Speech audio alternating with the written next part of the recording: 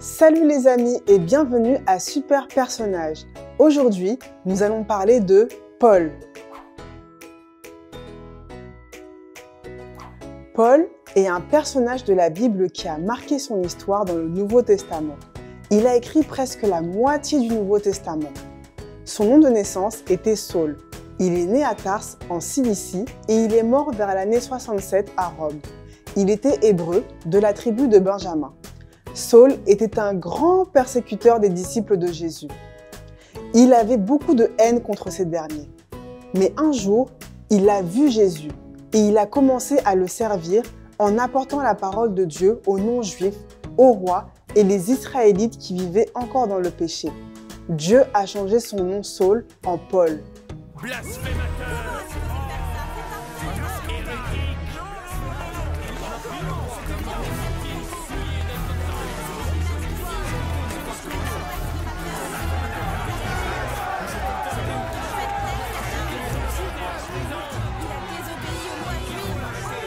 Il parle même contre le temps!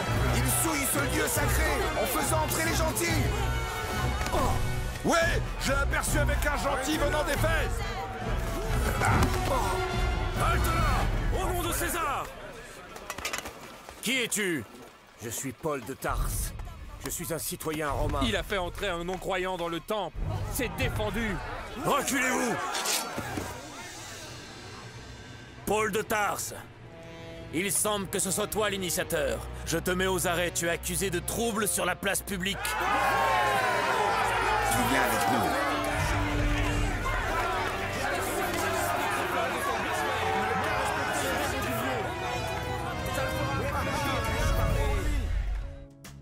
Sais-tu pourquoi Paul a été arrêté par les soldats?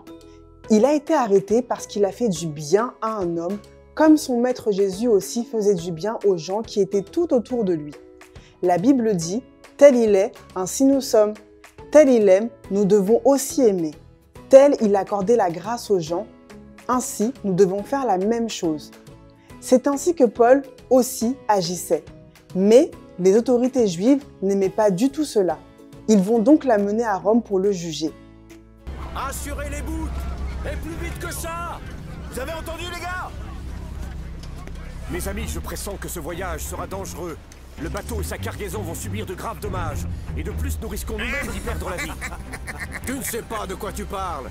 Capitaine, nous devons continuer. Il n'y a pas de port dans les environs. La région est mauvaise pour passer l'hiver. L'équipage connaît bien la mer. On doit suivre la côte jusqu'à Phoenix. Le Bosco a raison. Si on suit la côte, il n'y aura pas de danger. On va arriver à Phoenix facilement. Parfait, on dirait que le centurion a compris. On va sûrement naviguer dans la bonne direction cette fois. Je vous en supplie, réfléchissez. Je dois arriver à Rome sain et sauf. Vous n'avez aucune raison de vous inquiéter. J'ai entièrement confiance en l'expérience de mes matelots. Cette fois, il lui a bien répondu. J'espère qu'il a compris, il est têtu. Malgré la persécution que Paul subissait de la part des autorités, malgré le bateau qui a chaviré, il n'avait pas arrêté de parler de Jésus et, par sa fidélité, il est arrivé jusqu'à atteindre son but. De la même manière que Paul a suivi Jésus et que les persécutions et les difficultés ne l'ont pas découragé, Dieu veut que tu persévères aussi. Il est avec toi. Même si ta famille, tes amis, tes camarades te rejettent parce que tu as suivi Jésus, même si tu as l'impression que rien ne marche, n'abandonne jamais. Continue de parler de Jésus, tu auras ta couronne, tu auras ta récompense.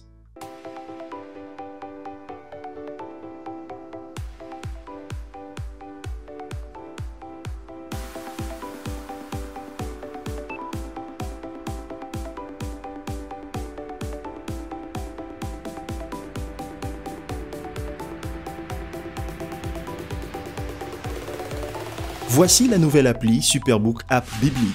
Idéale pour toute la famille, vous y trouverez des jeux bibliques, tous les épisodes Superbook, des défis quotidiens et bien d'autres surprises. L'application Superbook est disponible gratuitement sur Play Store et Apple Store.